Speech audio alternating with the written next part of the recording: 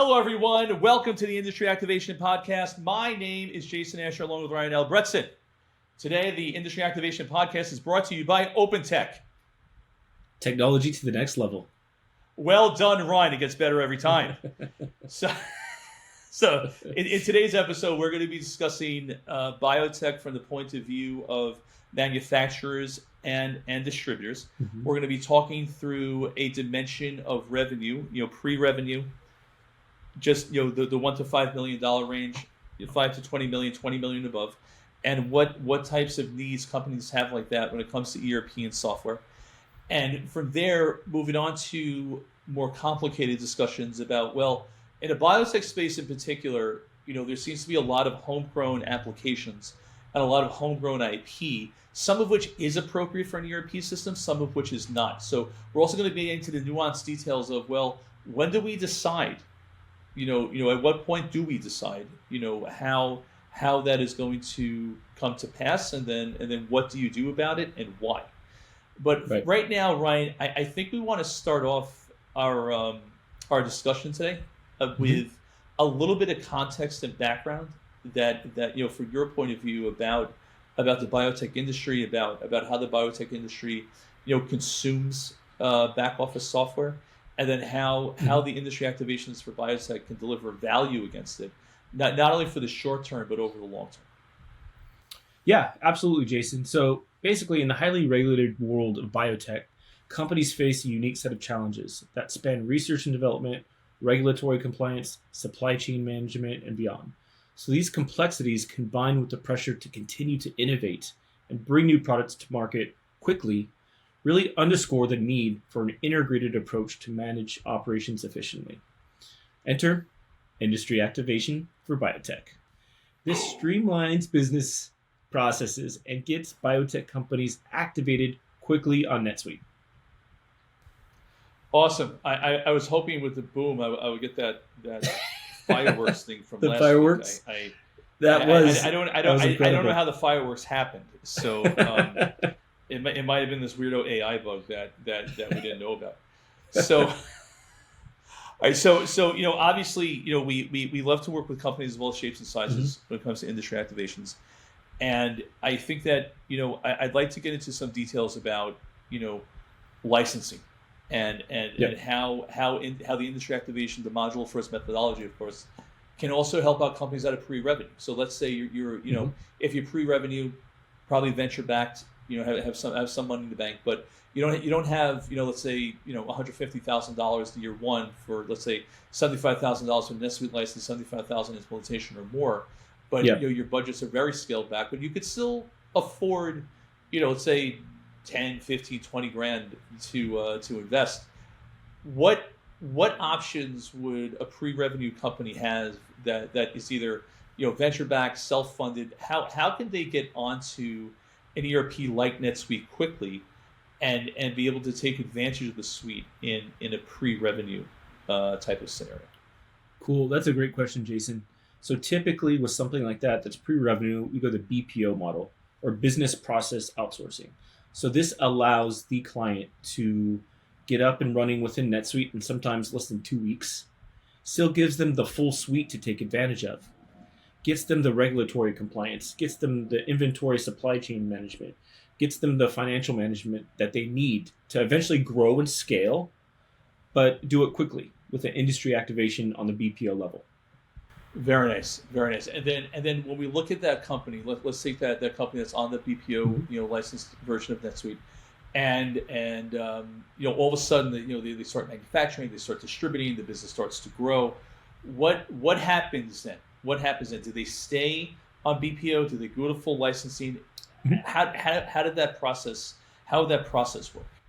So what's cool about it is getting set up on the BPO model, they already have that foundation now, their financial management right there. So it's really a streamlined process for them to go to the full license model. And they'll need to go to that full license model as they grow, as they hire administration teams, as they hire accountants, because they're going to want more control over the suite and more customizability with the suite as they scale. Very nice. Very nice. So Ryan, speaking of scaling, I think this is the right time to go right into industry activations for BioTech. Excellent. I'm excited. You know what? I am too. You know what? Also, just one more thing I'd like to add, Jason, before we go into the actual solution is a lot of times what we're finding with these biotech firms is they have these homegrown solutions, right? And the homegrown solutions that have built their business the first couple years.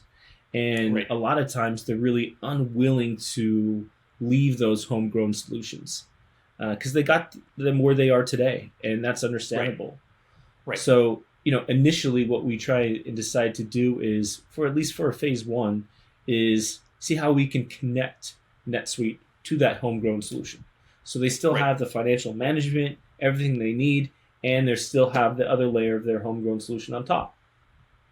But we have to make sure, again, that it's regulatory compliance as well. Yeah, we have to make sure all the details, all the legal details and the legalese are covered within the workflows and covered within the solution itself. Yeah. Great call out, Ryan. Great call out. So here's what we're going to do. So right now, let's do industry activations, right? Biotech manufacturing, and let's make this solution here the BPO solution, right? So right now we're talking about biotech, we're talking about industry activations, and we were talking about BPO. So what that would mean, Ryan, is that let's zoom out a bit, and we're going to drag our NetSuite stage onto our deck, and then we're going to look at some of the modules that you could get with BPO. So some of the modules that we're going to talk about today, again, financials first. You can get subsidiaries with BPO. You get WD Manufacturing CRM. We're talking about manufacturing right now, of course. And then in terms of the core features, you can still get a lot of the core features with NetSuite BPO as well. However, there are some areas that are a little bit more restricted than others. Now, the other point we want to focus on is that we don't want to break the bank with this type of an industry activation. So in a pre-revenue phase, probably I would say the only thing here that you're really, really gonna need is most likely going to be document management, and we'll just highlight that one in red. And that's probably it. In terms of what you would need inside of a portal. And then if we want to dive a little bit deeper, I don't think right now for the industry activations of BPO that we would really go beyond this. We wouldn't look to position a WMS. We wouldn't look to position any other type of solution. I think we would just look to do core NetSuite and maybe a portal, so that if there's external scientists and manufacturers and vendors and whatnot that have to go in, let them have a place that has unlimited amount of users and unlimited possibilities in that way to conduct their business, and then that's it. Now, when it comes to third parties, right, most likely not really a need for payment or payout orchestration. However, Ryan, I like what you touched on before regarding homegrown solutions, right? Mm-hmm. And Agiline is a very interesting solution right now, because Agiline, if we want to model this out, and let's say we have for lack of a better term, homegrown solution 1. Okay, so what's going to happen is that, let's make this a little bit bigger so everybody can see it. Perfect. Homegrown solution 1. So homegrown solution 1, what we're going to do here is that we're going to integrate that into Agiline, and then from Agiline we are going to integrate that into basically like right into the suite. And you'll have to excuse my skills here. I'm going to get it right over there to NetSuite. And what's interesting about this is the fact that right out of the box, on the front end of the implementation, we can get the homegrown solution integrated into an iPaaS/data warehouse solution, but then have that seamlessly integrate into the suite with a matter of weeks, not months. And that's a very important detail right here, is that in the biotech space, it moves very, very quickly. So we could leverage the partners that we've included in these industry activations in order to get that client, up and running very, very fast. So so right now, I don't, there's not going to really be a need for payment or payout orchestration. Oh, sorry about that. The real need here is going to be for standard functionality, maybe document management, maybe a portal, but that's it. And that way, for a little more than, let's say, all in, a little more than $15,000-$20,000, that biotech company be up and running on NetSuite, and then be able to add on, other aspects of modules and whatnot. So Ryan, what do we think so far about this industry activation? What's your take? Yeah, that's just basically what this is. Without overcomplicating things here on this initial phase, something like this, we can get up and running 2 weeks. So they can start to see the value of NetSuite and the value of an ERP system. Now let's talk about companies that are mid-market, right? So this would be I would say 5 million to, let's say, 30 million in revenue. So now we're talking about the $5 million to $30 million space. Now we have a need for some more stuff, right? We have the need for some more portals and onboarding, and potentially a CPQ if they want to customize things, APAR to automation, OCR AI, and then we get into an area, especially for manufacturers, where the modular first approach really starts to yield an amazing amount of good for a business like this. Good in terms of efficiency, good in terms of the bottom line, in terms of pricing, and then good also in terms of rate of adoption amongst staff, right? Because you can have the best software in the world, but if your staff does not adopt it, or they don't adopt the workflows and the platform, it could be an absolute disaster. So now we have an interesting situation, right? So now we have different modules that are pre-built that can be easily implemented and spun up inside the ERP. We still have our homegrown solution here on the right side, and we still have it going through Agilent to NetSuite. But now what we're going to introduce is going to be, one of the critical pieces of the mid-market industry activation solution, which is going to be MassPay, global payment and payout orchestration. So now we're going to have a situation where, there's really there's money coming in, but there's going to be a lot of money going out of the business. So we're going to want to be able to provide a solution through these industry activations to be able to send the money out in the most efficient and effective way possible, enter in MassPay. So now, not only did the industry activation scale from NetSuite business process outsource to BPO, now we're in full licensing, and now with being in full licensing, we now have the ability also to take advantage of platforms like MassPay. Yep.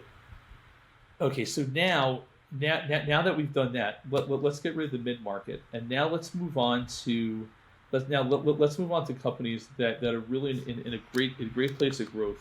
Let's say 30 million plus per year, businesses. Now this guy over here, our homegrown solution, right? Our homegrown solution. If we want to delete that, now we have in this phase, we have finally we have our decision point. Okay, what do we keep?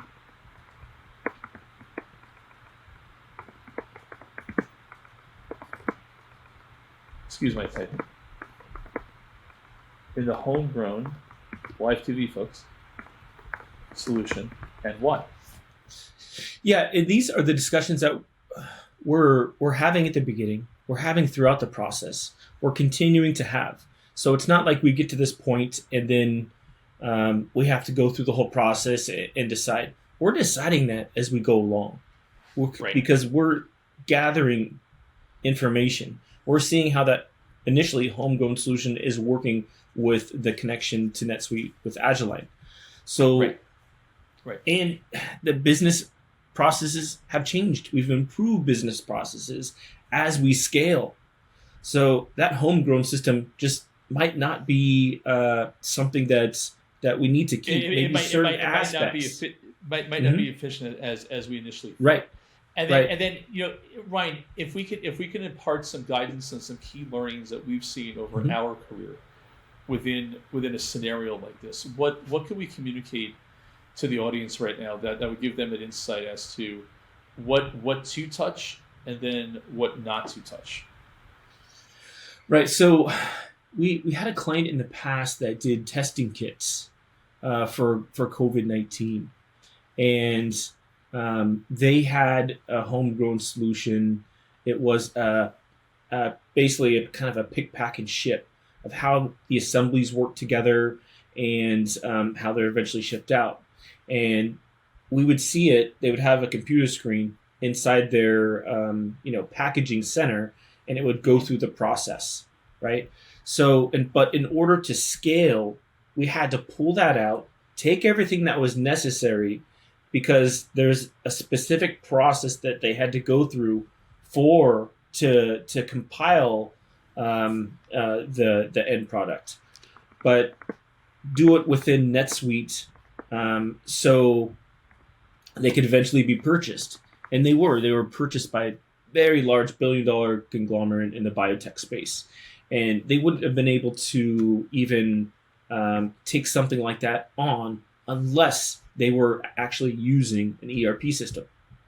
So we were able to start with them small and go all the way up to where they were eventually acquired. And where would a business excel to the moon in a moment like that? And then where and why would a business fail at a moment like that? And it's an interesting dialogue, because when we've seen companies really succeed on NetSuite going through these deployments, we've seen them, organizations that have either engaged with us to do change management, or they had a level of awareness of change management. And it doesn't matter how great the solution is. I mean, this thing could be the Rolls Royce of ERP solutions, in terms of implementing NetSuite. But if the people in the business don't adopt it, right? They don't love it. They're not bought in. And you don't go through that whole change management exercise where you have your champions, you have your supporters, you have all these people. That's where that's always very interesting to me, because these industry activation solutions are phenomenal, but it still takes the buy-in of human beings to understand, understand the value of what these are bringing to the table. Absolutely, because it's just not the 2 or 3 people that, again, you're talking to on the pre-sales cycle that need to be bought in. It's their team that needs to be bought in. And gosh, a lot of times with these biotech firms, they might be running very lean in the beginning. That might have just a handful or two of people. But as they grow, they're going to bring on a production manager, project manager, accounting manager, administration. So you absolutely need the team's buy-in in order to grow, right? And for it to be successful. And by taking that feedback, feedback, looking at a module first approach versus customization, as the scaling is happening, and we go to more of a license model, and we have PO approval, bulk uploads, bartender interfaces, field services, rev management, QMS, the whole thing. When you look at how these pre-built customized modules just get installed on a suite seamlessly, because they're already pre-made, and then how we could tweak them over time. I think the most important thing that I heard you say was, as we grow and as we scale, and then taking the customization part out of the ERP, to an extent, it enables the newcomers, the new joiners to these businesses, to really excel and succeed, because they're going to be going to a seat, most likely not having to wait for the ERP to be done, not having to sit through endless calls of discovery, not having to sit through project. They just show up at work, and then boom, they have all this pre-built and all of it ready to go. So that in itself is a dramatically exciting thing. Now switching gears, we're going from manufacturing to warehouse distribution. Now, in terms of the BPO, not that much different. Really is, there's no net difference between the available modules and what could be done. So we're not going to rehash that. What is interesting here for distributors is the ability to really not only take ownership of what you're distributing and why, but even get to a point where as a WD business, you're affording yourself and your clients not only the massive amount of success, but you're affording them also the ability to innovate. And innovation on this level is so crucial to survival that if you go down a route of customization, it becomes almost nearly impossible to remain competitive because of the amount of work that would have to be put into the ERP and the amount of operational eyes that have to be on it. So it's a very interesting problem to solve. Now that we're going to be going in here, now we have MassPay and we have Agilent in at the beginning. So what's the why of this solution? So when we look at WD for when we look at industry activations for biotechs on the WD side of the industry, they need to send things, right? They need to money in, money out, freight in, freight out, logistics in, logistics out. And that's where the combination of Agilent and MassPay really shine, because you can actually trigger the payouts from inside the suite via MassPay's RESTful API to even come up with custom dashboards that would be be able to be implemented up front during the initial phase one of the industry activation ERP stand-up. And then again, most likely you're going to need a portal. There's going to be the need to upload documents. You're not going to want to give your customers or your clients access. The modules, pretty soft on this one. PO approval process, bulk serial upload, PO dual currency, bartender integration, and then we have we have the RF Smart with their shipping logistics source day, vendor supplier management, and Twarna with all their modules that can be leveraged, especially Portals Pro. And we have a very interesting solution here because again, if you're a BPO and you're doing if you want to get the BPO because you pre-rev, probably not going to get everything here.